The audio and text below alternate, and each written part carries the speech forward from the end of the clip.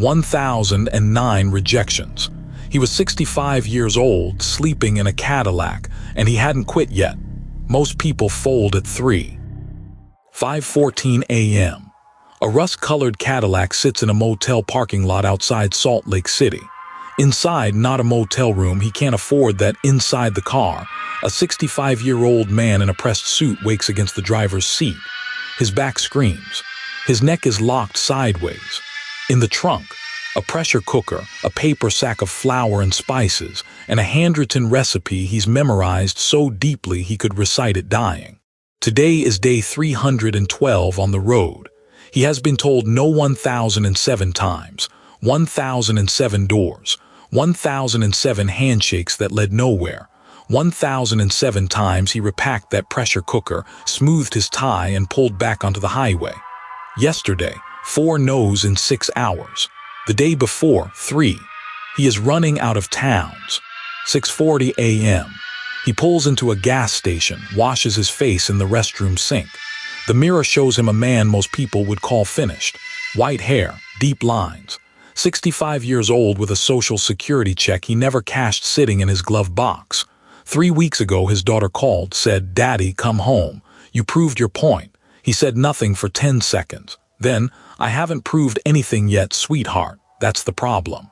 8:20 a.m. First stop. A steakhouse on the main drag. The owner, mid-30s, dark slicked hair, charcoal suit, clean-shaven jaw like a magazine ad, sees him coming through the glass door and leans to his assistant.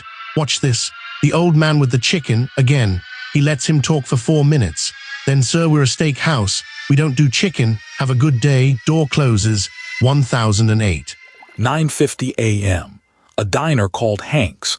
The owner tastes the chicken, pauses, says it's good, real good, then, "But I can't change my menu right now.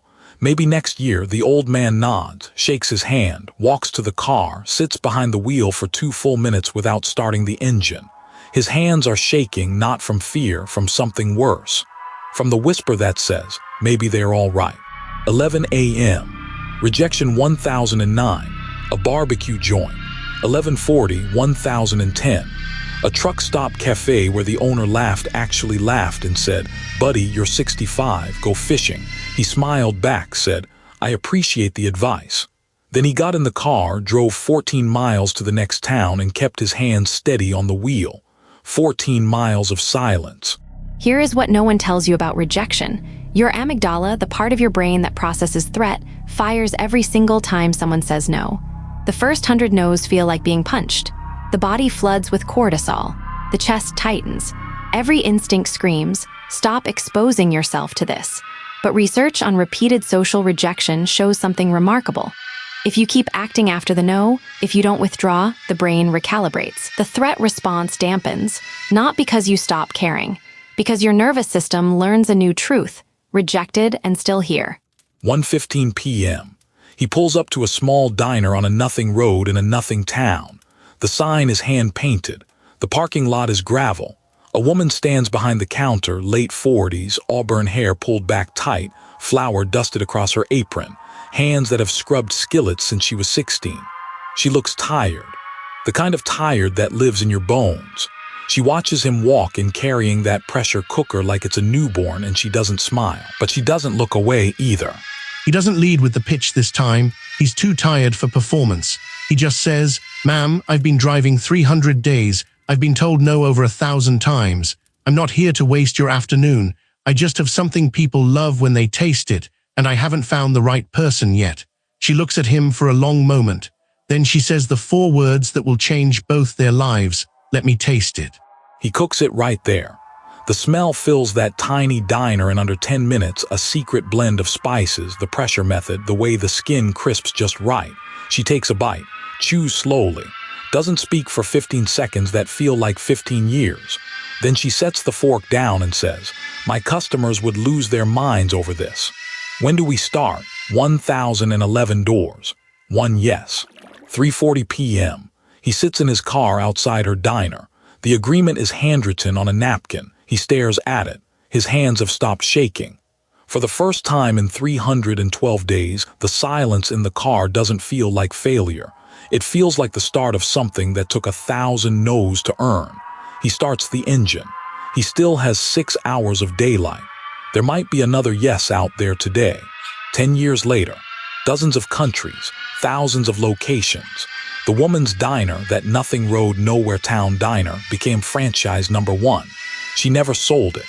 Ran it herself until she retired, richer and freer than she'd ever imagined a Tuesday afternoon could make her.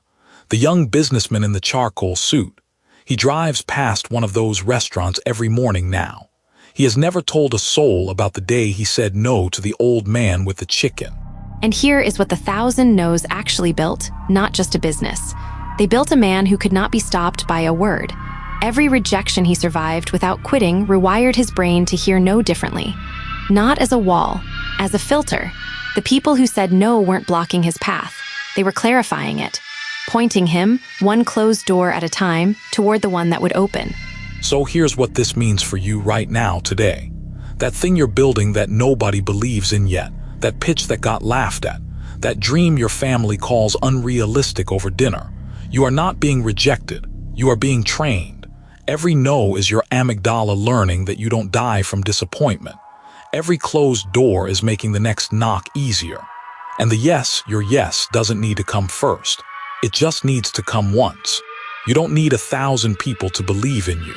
You need one starting with yourself at 5 a.m. when the bed is warm and the world is quiet and every comfortable thing whispers stay. He was 65. He slept in his car.